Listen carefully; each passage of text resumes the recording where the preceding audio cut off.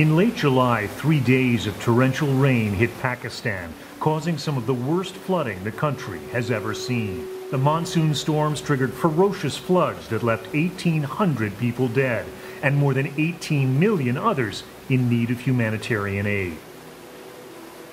The floods began in the north, where the banks of the Indus River overflowed, unleashing a torrent of water that raced through the heart of the country, destroying roads, fields, and entire communities. As the tsunami of water moved south, dams broke, bridges washed away. Rivers in Punjab and Sindh swelled up to 20 times their normal size. People ran for their lives, others barely held on. By the time the waters began to recede, 1/5 of the country was underwater, and 1 in 10 Pakistanis had been affected. Millions had lost everything. I have been working in the development and humanitarian agency work for so long, and I've never seen such destruction.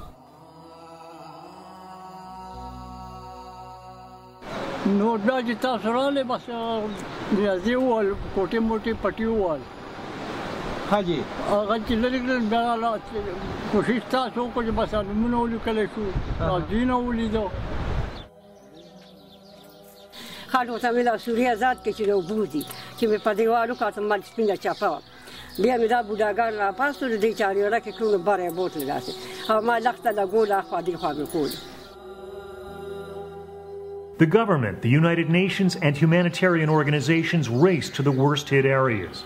They erected tents and dug latrines. They distributed food and drinking water.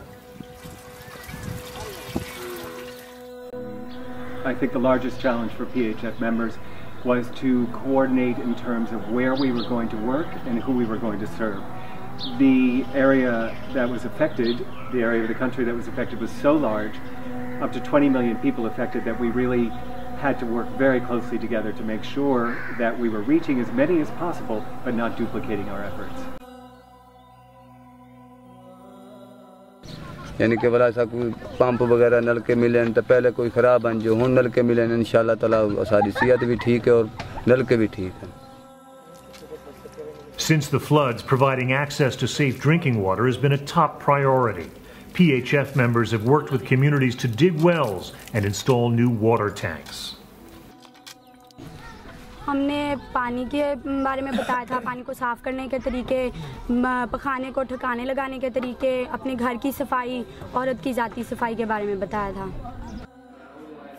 As some NGOs provide flood victims with health care and medicine at government-run hospitals, in the coming year, others will roll out mobile medical clinics to treat people in their villages.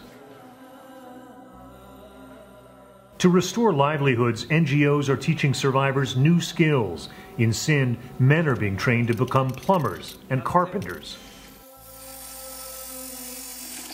In Punjab, these women have been taught to sew and given machines to make their own clothes.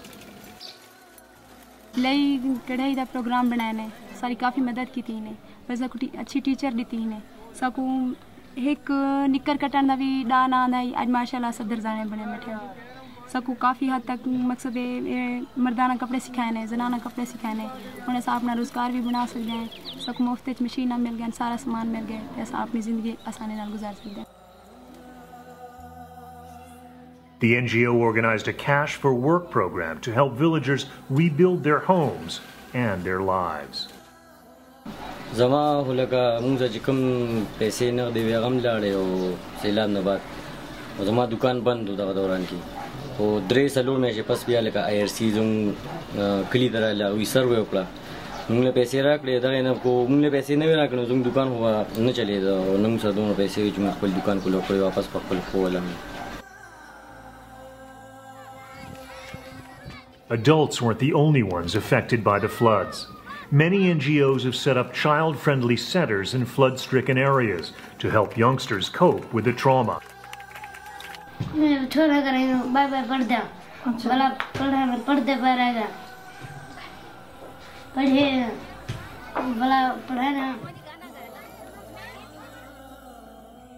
The relief phase is moving to recovery, and there is still much to be done, many gaps to be filled.